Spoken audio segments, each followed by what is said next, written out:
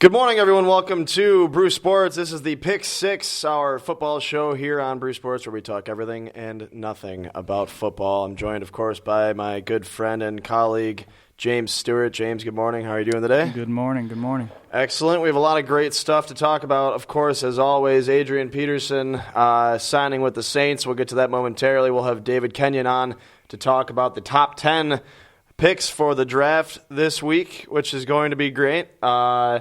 And then we will also have the greatest draft picks of all time. James and I will talk about that and some potential sleepers as well this year who some teams may take a chance on and may pay off. So, and that's the biggest thing, I think, for the NFL draft or for any draft is finding some gems later on towards the end of the later rounds. Definitely. And, that's the second really round, that's kind of where it gets fun. Yeah, I mean, even in the second round, I think the NFL draft has more value in the later rounds than any other sport. I mean, when it comes to hockey or baseball, you get into the later rounds, these guys may not even touch the league. Right. And if they do, it might be 5 years down the line. And a lot of times, football, I mean, they might start right away. You have the space to stash those guys, too, on a 53-man roster. So, which is crazy because, I mean, you get league like baseball and hockey, they have developmental leagues that they can put these players in.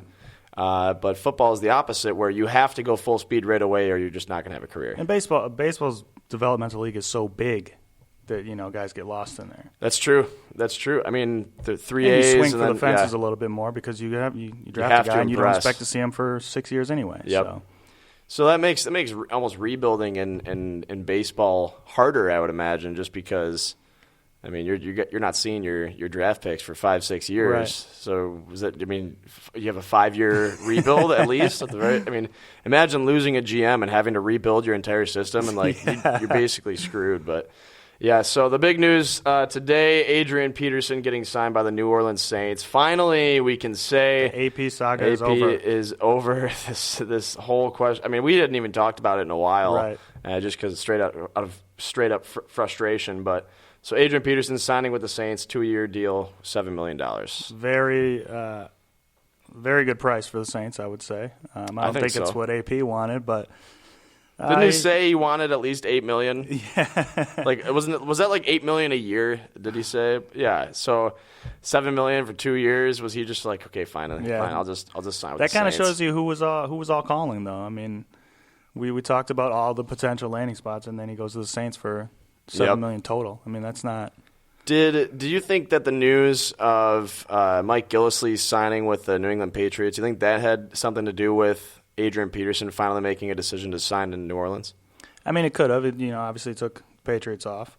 But I think it's just, at this point, you got to find a team. And we're getting too close to the draft. And, these, I guess, at that point, as an aging player, you better get on a team before the draft because there won't be many spots. Yeah, they'll open. fill your spot. Yeah, and but for him, we'll see how it works out. They're traditionally a more passing team. I don't think that I saw that as his best place to land, but for the Saints, for that price, I mean, why wouldn't you? It'd be stupid not to. I mean, it's definitely a value for a guy who is a package of used goods. Right.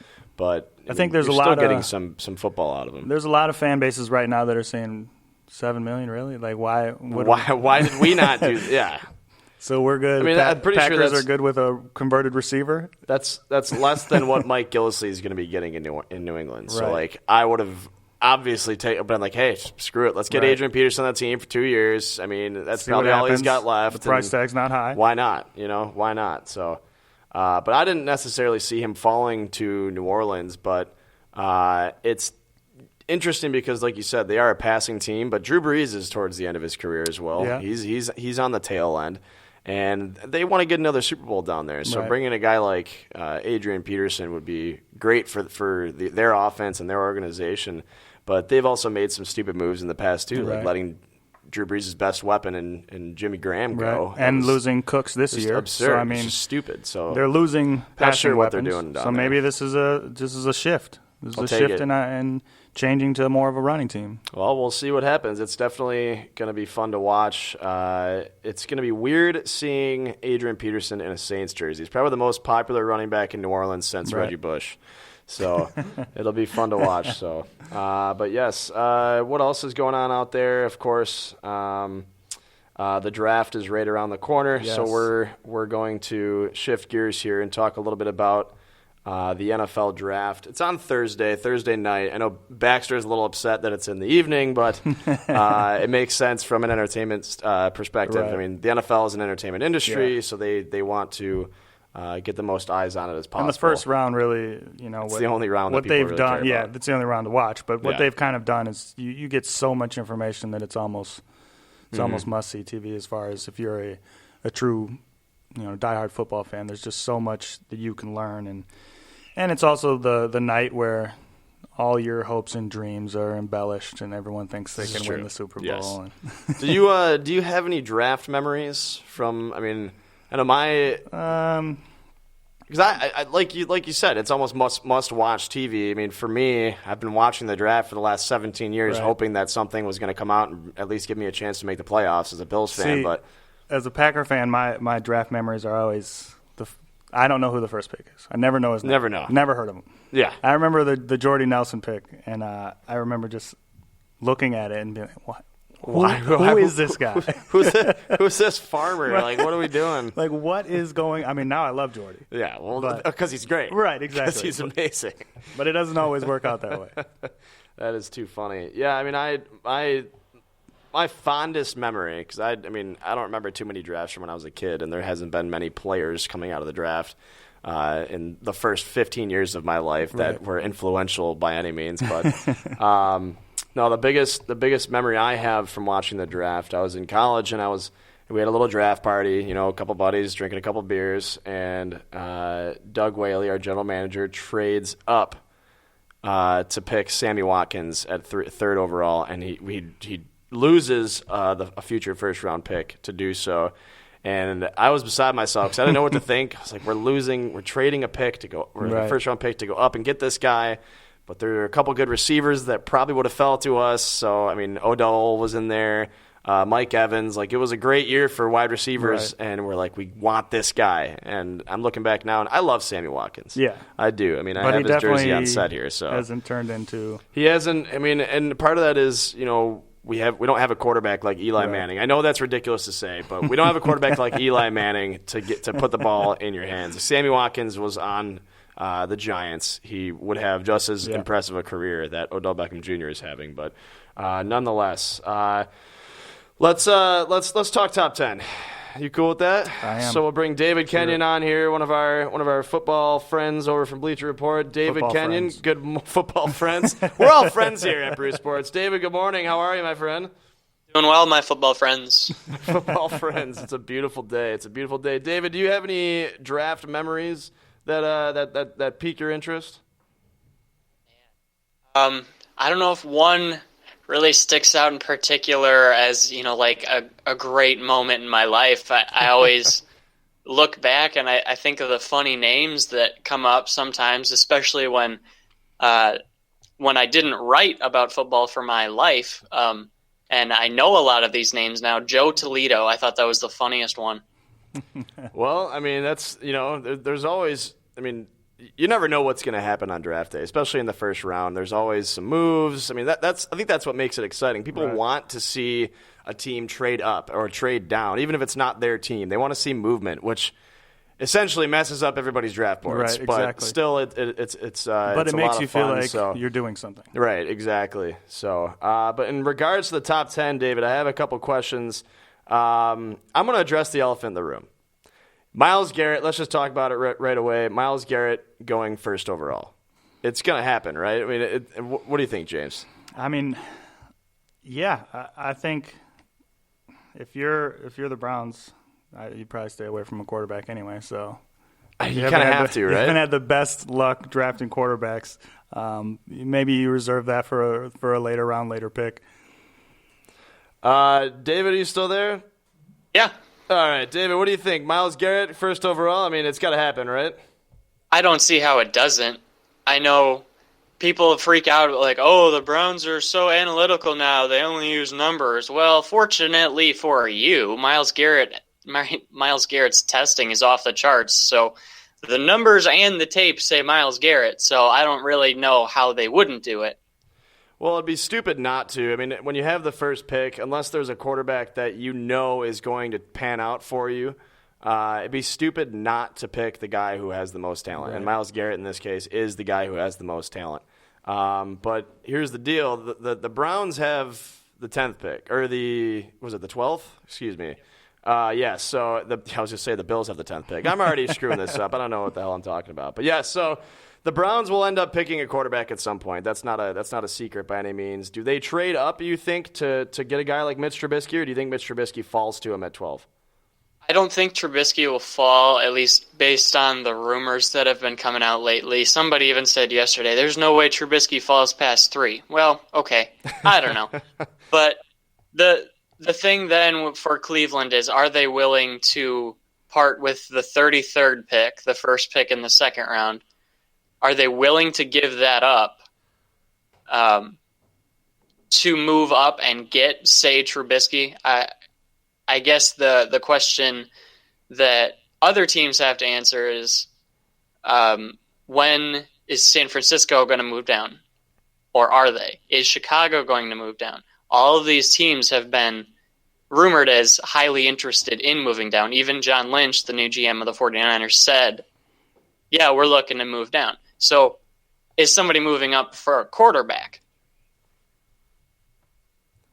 That is a good question. I mean, none of the quarterbacks in this draft, I think, are necessarily game ready or NFL ready. I don't think you see any can't miss. I mean, none of them are overly impressive to Right. me. I mean, you almost, if you're a team that needs a quarterback, you almost have to take a chance on a guy, and oftentimes it doesn't pan out. Right. Some teams get lucky, the Packers, and they end up having a guy like Aaron Rodgers, who was better than the previous Hall of Famer. you guys all had a chance at him. That's what I'm saying. Well, that's what I'm saying. Like, you get guys, we'll talk about it later, of some of the greatest steals of all time, but most of those are quarterbacks who fall in the later rounds, and it's just ridiculous. But, yeah, so I do have another question, though.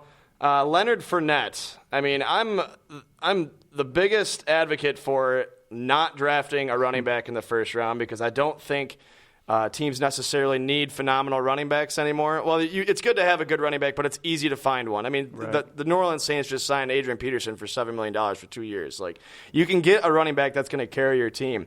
But Leonard Fournette is often being talked about and often falling on draft boards in the first round. In some cases, the top 10. I'm looking at one right here that has the Jaguars picking him at 4th overall. So what do you think about Leonard Fournette and his chances of falling in the first round and let alone in the top 10? It seems likely.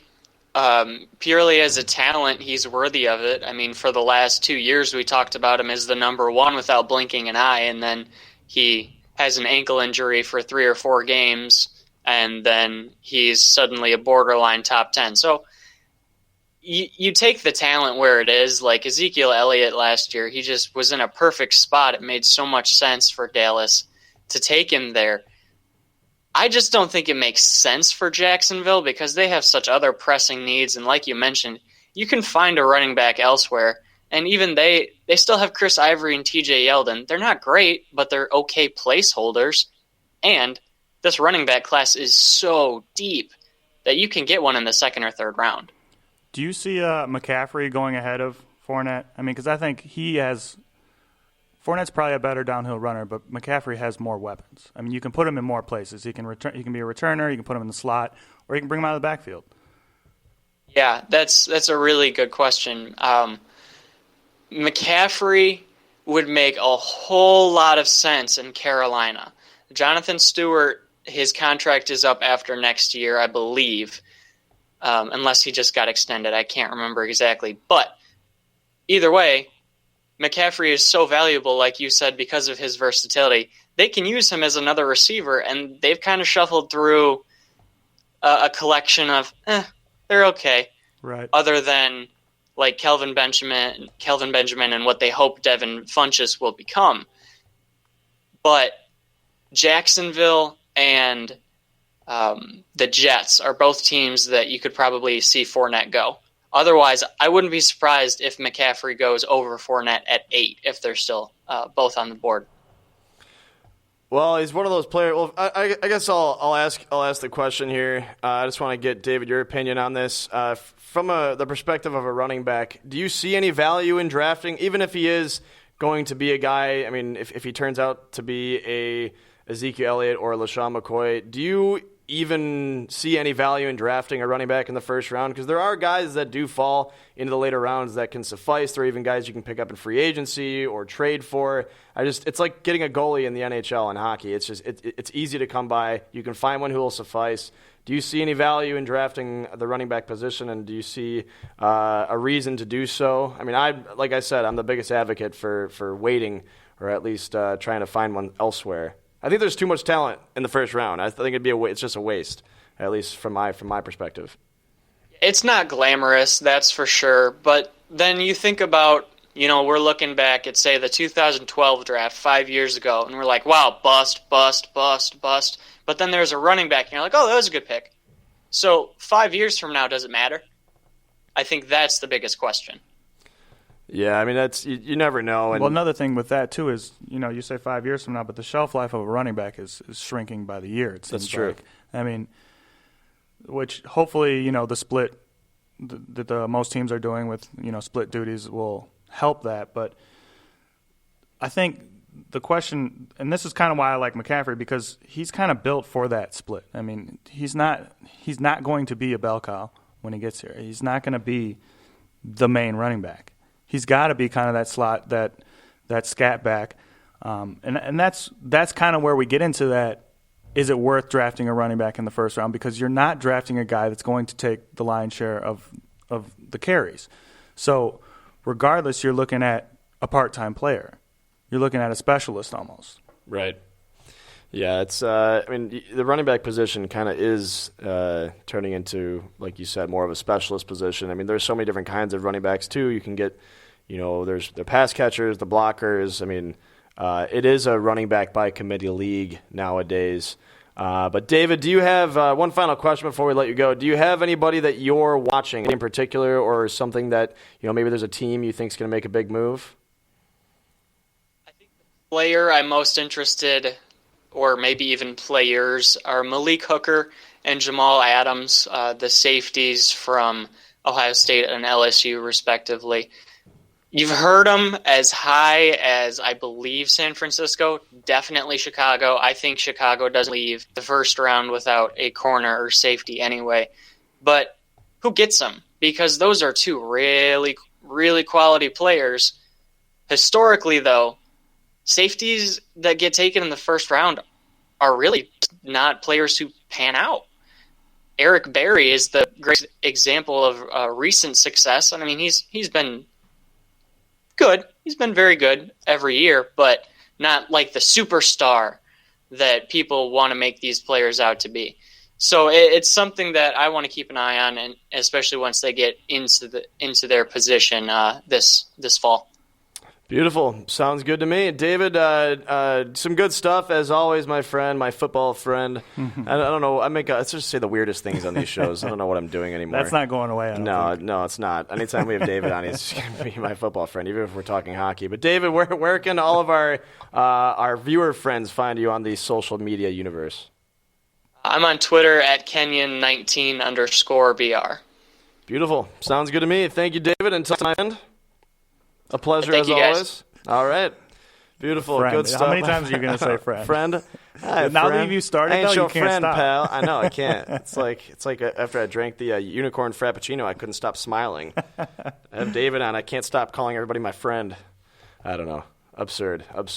Any hot takes from anything David said here? Well, we didn't get to it, but I think you have to wonder how far, Jabril Peppers is going to fall with the diluted test. Let's get into that then right off the bat. How far do you think he is going to fall?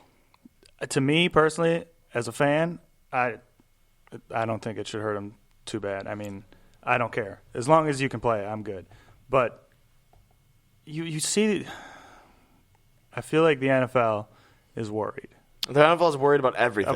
You right. sneeze, and the NFL is like, oh, his draft stock. You know what I mean? Especially now. I mean, the last year and a half has been like PR nightmare for anything. Mm-hmm. Any negative press seems to just blow up, and we need to talk about it, and it needs to, heads need to roll for everything. So I think he'll fall, but I don't think he necessarily should, because he's another guy that, could be a great player. Right, and you got to figure out where you're going to put him. Is he going to be a linebacker? Is he going to be, a safety? Yeah. He's going to another one of those hybrid players, and potentially a returner and this and that. But I don't think he should fall very much.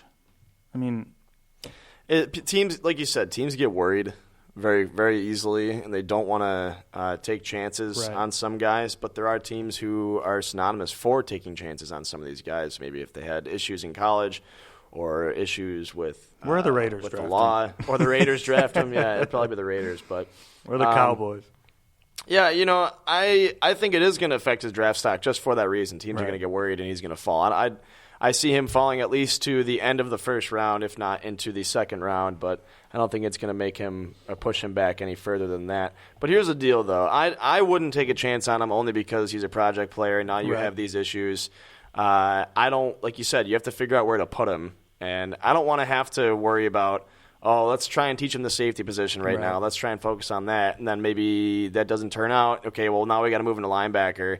I mean, to me, it just reminds me of Tim Tebow and coming in at quarterback. Everyone's like, this is some freak of an athlete, and maybe he doesn't play quarterback. Let's put him somewhere else. Okay, let's just get rid of him. But the difference is he's a defensive guy. So at the end of the day, his job is going to be go get the guy with the ball. Go get the guy with the ball. So it's basically just where you're going to start the play. Yeah. Because hopefully the ending of the play is the same regardless. Yes, I agree. But that kind of, I mean, you make a good point, and now that I think about it, as a Packer fan whose team routinely drafts guys that don't fit and tries to change their position, and that drives me insane. Yeah. Now that you mention that, I do have to think, because I think that I don't want the headache of being like, is it going to work out? Like, I want to draft a guy who I know is going to start day one, especially in the first round. That's the thing. When you're drafting guys in the first round, you want them to be starters day one. If you get a guy like Jabril Peppers who you have to work on for over the course of the season, I mean, he's going to be moving around during the season. I just don't want to have to worry about it. Yeah. Man, now that you said that, Changing your mind over here? Yes. I was like, okay, the guy's a freak athlete. He's a beast. But now I'm like, okay, where is he going to go? If he were with the Packers, who is he going to replace? I think it would be a good pick for the Packers because your defensive backs are terrible right now. So, like, you can put him at quarterback, you can put him at safety. I don't know. It'd be just fine. But I don't think we have a problem at safety, but corner I will give. Corner, yeah, you definitely have some issues at corner. So, but your defense, the defense for the Packers in general needs some help. Fair. Continuing with the draft, let's talk some of the greatest draft picks, some of the greatest steals of all time. Is that cool with you? I think we have to start with the one and only. Yeah. Go ahead. You Aaron. say. I think we have to start with Aaron Rodgers. All right, go ahead. Bring it up. Let's talk about why it. not? Might as well. Okay, where did he fall in the draft? Let's start there. Let's see here. Aaron Rodgers, one of the greatest quarterbacks of all time. We say one of the. Yeah, I mean, it's early still. It is early. Still got a lot to do. It is early. It is. He's still got a lot to do. But while you're pulling that up, let me get to probably the greatest steal of all time. Okay. Tom Brady in the 6th round in 2000. Okay. I mean, you can't deny that. No, you can't. A 6th round quarterback who came out. Everyone thought he was a scrub. He looked like a scrub. He was some scrawny white dude from like Michigan, and he just didn't look athletic. And he's just underwhelming guy. And he came out and just totally proved everybody wrong. I feel like my dislike for Tom Brady is holding me back from. I know. That's what I thought you were going to say. I was like, he's a 6th rounder. He's the greatest quarterback of all time. I know I'm wrong. It's Tom Brady. I know Tom Brady is the number one. But I'm a Bills fan. I have Bills stuff on the set, and I'm talking about Tom Brady being the greatest quarterback of all time. Yes, but I mean, you can't deny that one of the greatest steals. See, now Rodgers falling to 24 doesn't sound that impressive. It was the first round, 24. Yeah. I was like, all right. See what I'm saying? Like first rounders, Yeah. But he was talked about going number 1 overall. All these teams are passing on him, and look where Alex Smith is right now. So was Alex Smith? Was he first overall in that draft? Yeah. Yeah, I think so. Well, look where Alex Smith is right now. Exactly. Yeah. Not that Alex Smith is a bad quarterback, but if you're given the option of Aaron Smith Rodgers and or Rodgers. Alex Smith. Yeah. Obviously. I mean, if you're given that's the a option of no-brainer. Tom Brady or anyone else in that draft, obviously you're taking a Tom no-brainer. Brady. In regards to the Packers, I have one here as well. 17th round, 1956, Bart Starr. Okay. Back when there was like 100 rounds. Right. 17th round, Bart Starr. So I think for the Packers, that might be a little bit more of a I mean, basically what you're saying is the Packers know a good quarterback when they see one. once every 50 years. No, yeah, I mean, yeah, obviously. I mean, where did Brett Favre got drafted in the first round too, though, didn't he? By Pulled this up Atlanta. beforehand.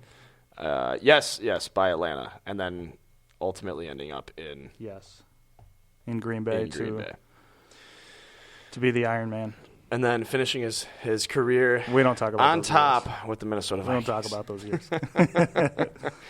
I have one more. This one always piques my interest. Another Wisconsin kind of related draft pick, but the third round in 2012, Russell Wilson. I mean, I consider that a steal. Are you kidding me? Absolutely.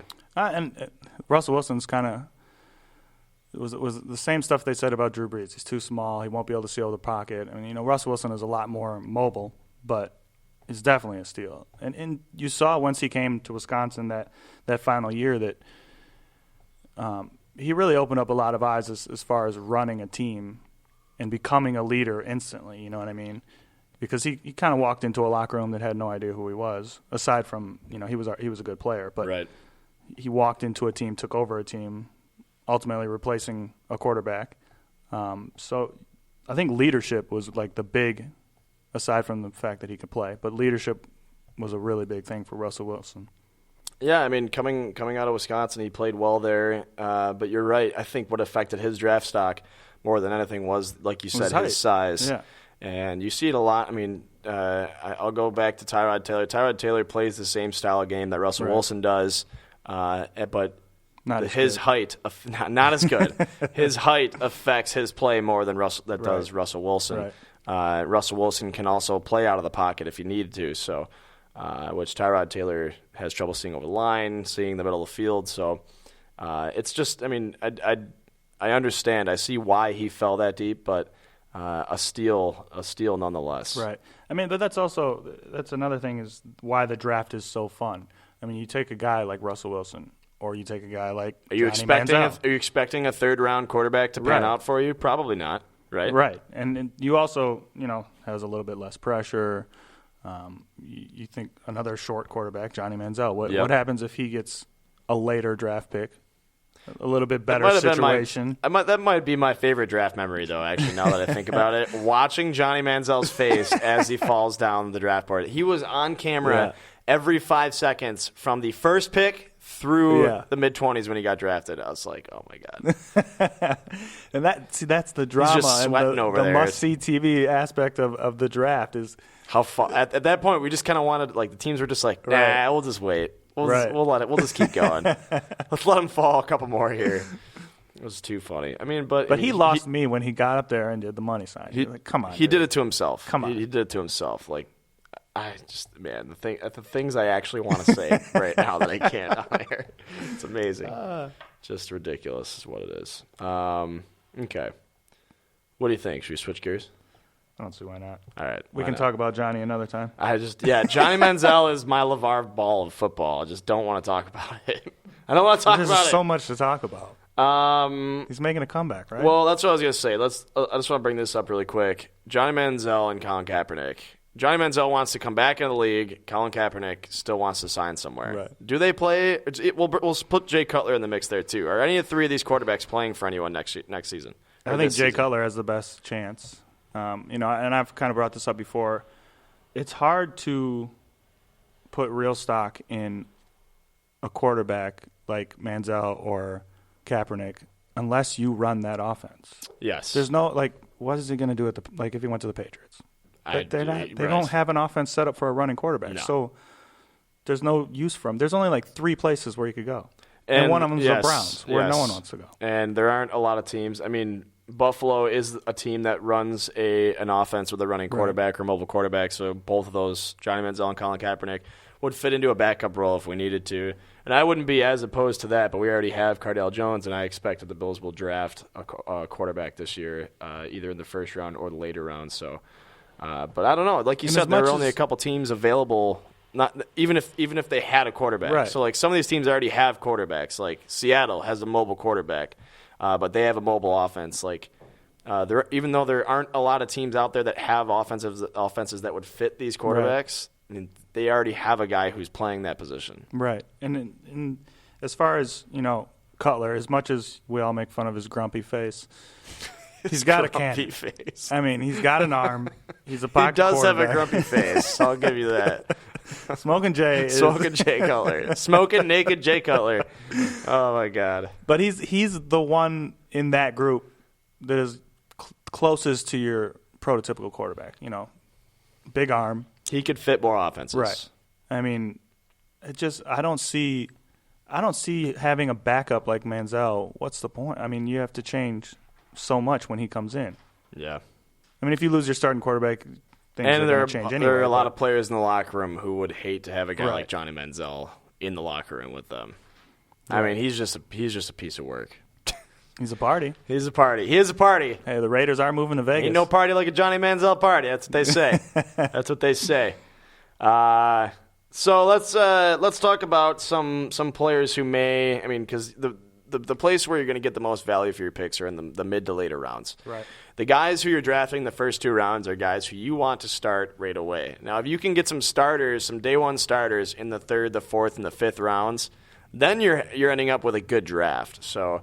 I have a couple guys that I am going to keep an eye on that I think could turn into great players, and I'll start with a running back because, like I said before, I'll justify the fact that you don't need to draft a running back in the first round. Right. I could see somebody going out in the 2nd round, but Marlon Mack, a running back out of South Florida, he's had 3 straight 1,000-yard seasons. He's 5'10", 198 pounds, and runs a 4.5.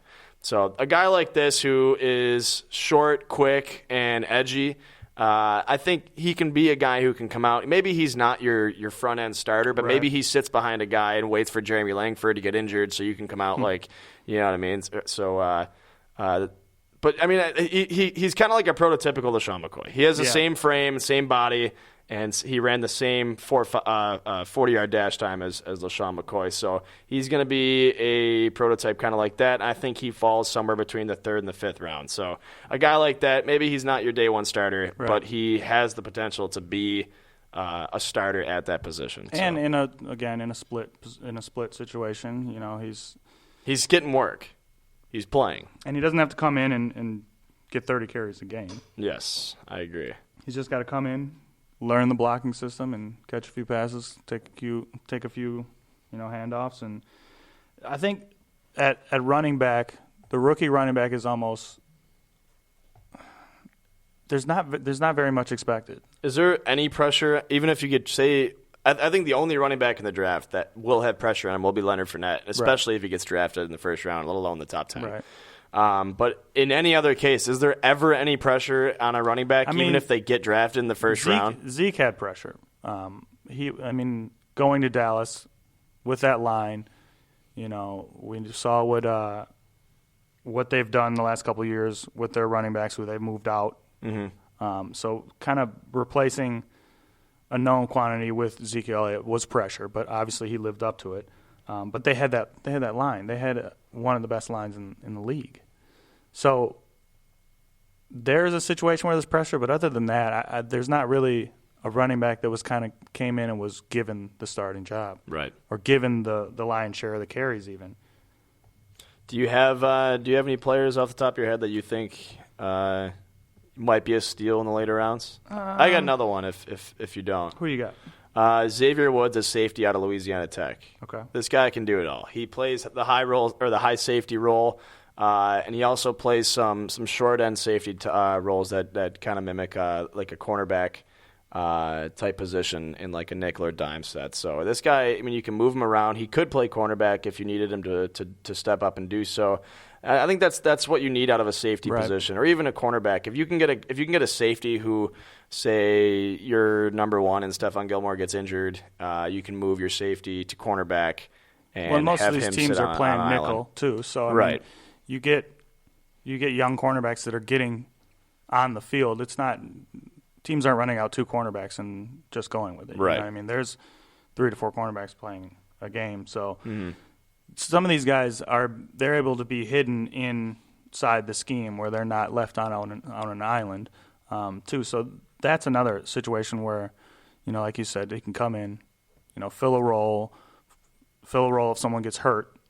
So yeah, I think that's what you'll be looking for with the Packers too, is for a corner to not necessarily be the outside guy, but fill that role. It's what I look at is definitely the 40-yard dash time, and he runs he's a little short. He's 5'11", but he's got a 4.54 40-yard dash.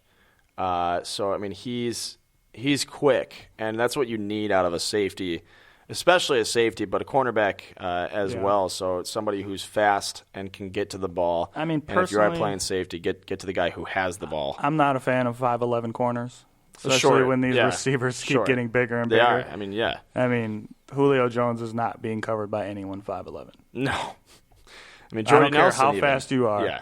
You're not covering Julio This Jones. and that. I think this is probably his only shortcoming. However, but there are other guys out there. Shaquille Griffin, cornerback out of Central Florida, another guy who can step up and be a solid cornerback. Right. I don't know if he can be I mean, he's quick. He's quick as well. He's 4.38, 40-yard dash. That's pretty impressive. 4.14 second short shuttle. So he's definitely got some athleticism, and he's the only guy. Or let me put it this way: the only cornerbacks or defensive backs since 2010 drafted in the first 4 rounds who can match his 40-yard dash. Patrick Peterson, Desmond Trufant, Jason Verrett, Josh Robinson, and Philip Gaines. But Patrick Peterson, right. 5th pick in the 2011 draft. I mean, a guy Shaquille Griffin clearly has the athleticism. He's another guy, much like Xavier Woods, who can be plugged in different spots and succeed. So he'll be another guy that I'm watching. Speaking of athleticism, what do you think about like J.J. Watt saying his brother has more talent than him at this point? That's scary. Than he had. That's scary.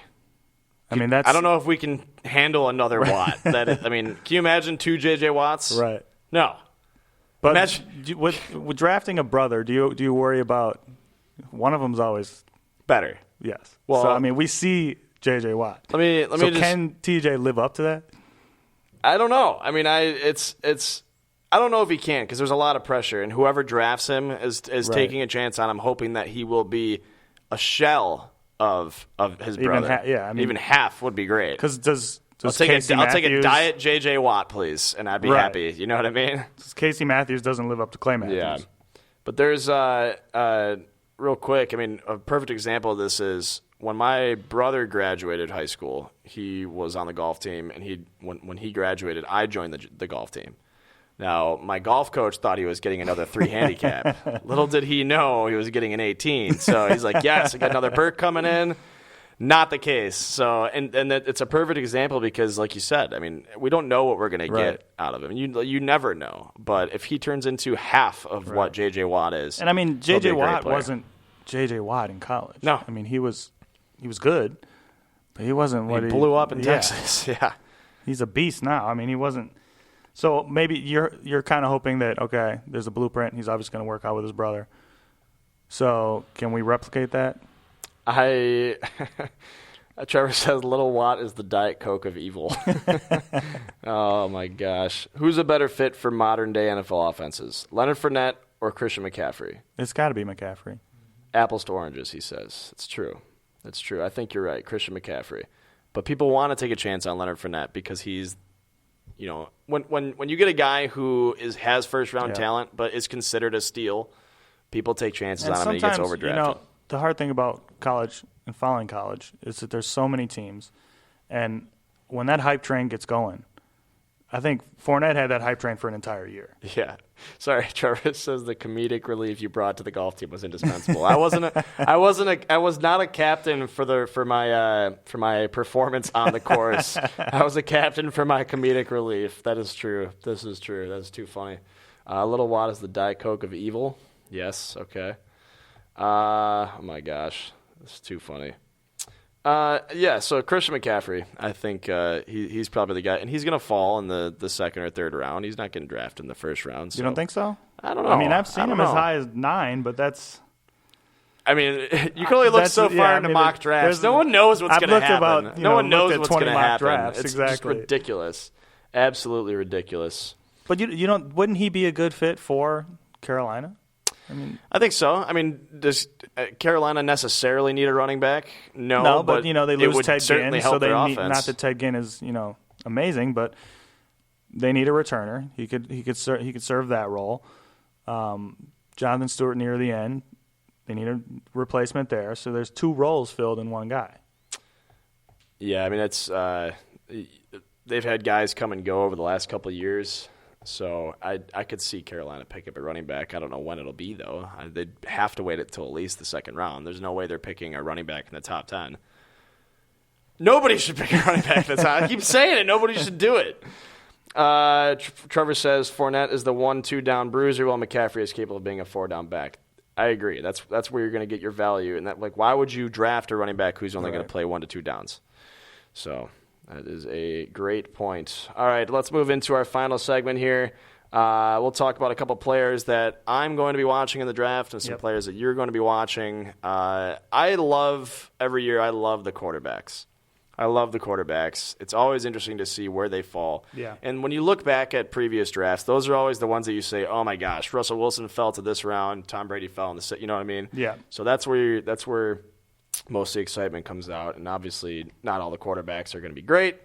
So finding out and trying to figure out which ones will be great, because ultimately that's the position that's going to change a franchise. So my 3 picks that I will be watching are, of course, Mitch Trubisky, Deshaun Watson, and Kaiser. I honestly don't know where any of them are going to go, but there are a bunch of teams who need quarterbacks who will take chances on some of these guys, and whether or not they pan out, I have no idea. But it will be fun to watch. Yeah, and I think for me, and you're going to obviously tell me I'm wrong, but I'm looking at the running backs. I'm looking at Fournette, McCaffrey, and Dalvin Cook. And I think I kind of want to see where they all land and what situation they're put in, because if they're put in the right situation, they're athletes. They can succeed as long as they're not put in a situation where they have to carry the load and put in a bad team, for example, the Browns. You're not. If Leonard Fournette goes to the Browns, can we just assume his career is over? Yes. Okay. We can assume that he'll be like Trent Richardson. Oh, my God. He will. Oh, that was sad. Exactly. That was sad. So as long as he's not put in a situation like that, he'll be fine. I think we can see something good out of these guys. Are you saying that if Johnny Manziel didn't go to the Browns, he would have had a career somewhere else? No, absolutely not, right? Look, if he's you partying can find too a much way in to party Cleveland, which is the least party town, imagine if he got put in Vegas. That's where he's making his comeback, man. He probably will end up. They're going to need a quarterback. There's no way Derek Carr is going to want to keep playing for the Raiders in Vegas. Oh, my God. The thought of Johnny Manziel playing football in Vegas is absurd, but hilarious. With his agent, LeVar Ball. Oh, my God. Can we get a reality television show of LeVar Ball and Johnny Manziel, just like the two of them just hanging out? It'll just be called LeVar Ball and Johnny Manziel hanging out. That's the whole title. Yeah. Straight to the point, man. We're not going to pussyfoot around it. All right. Do you have any plans for the draft, or you'll be working? Yeah, I'll be watching the Bucs game. Watching the Bucs game. Well, hopefully they can turn it on. Do you think it's possible? I think we push to 7. Game 7. And then lose in Toronto? And then we take it from there. Anything can happen in Game 7. Anything can happen in Game 7. You have to win. Going into these last, I know we're switching to a different sport, but in regards to the Bucs, since I know you're close to the Bucs and I am as well, and this is a great year for them. Yeah. Nobody expected this. They're playing with house money. It's a good, they really are, because their best player is 22 years old. Right. Brogdon is a phenomenal athlete, a great no player. Jabari Parker. No Jabari Parker. So this isn't even close to where they'll be in the next 2 to 3 to 4 years. So it's very, very fun to watch. You just have to enjoy it right now. I mean, of course you're a fan. It's going to suck if they lose. But at the end of the day, you got to look at the big picture. And we got 10 more years of great basketball in Milwaukee. Knowing that they had to split after tied 2-2, they had to split the next 2 games. There's no way they were going to win both, but they had to split. How much harder is it now after they lost? Well, you're at home. I mean, you're at home, so hopefully that helps. But ultimately, if you want to move on, you got to win it in Toronto, and that's the tough part. It's going to be tough. It's that's the beauty of home court advantage. It is, but I appreciate your insight into the Bucks organization. So much football. So much football going on. So you do have plans for the draft. You'll be working. I'll be watching both. I'll be watching both. I'll have the phone up, the computer up, TV up. Cool. I don't know what I'll be doing. I'm actually going to be working the game, too. Oh, okay. So I'll have that up as well. Yes. All right. So any closing thoughts, my friend here? My friend? No, just getting ready for the draft, getting ready for playoff basketball. It's going to be a good sports Thursday. It's going to be a great sports Thursday. All right. Of course, we will be keeping an eye on any movement in the league and the draft for the rest of the week, and we may have some special coverage of the draft on Thursday as well, so look out for some information in that respect. Until then, I'm Tanner Burke. This is James Stewart. James, your social media handles, because I can never remember it. J. Stu Jr. J. Stu Jr. Is it that easy? Is it that easy? It's pretty simple. Oh, my gosh. I'm Banner Turk. Until next time, this has been the Pick Six. Thank you for tuning in. And, of course, we want to thank David Kenyon as well for coming on, talking the top 10 here, and then all of our commenters as well. Josh, Trevor, of course, Bruce Sports chiming in, doing their thing. Until next time, for James, I'm Tanner. Thank you for watching, and we'll see you on Thursday.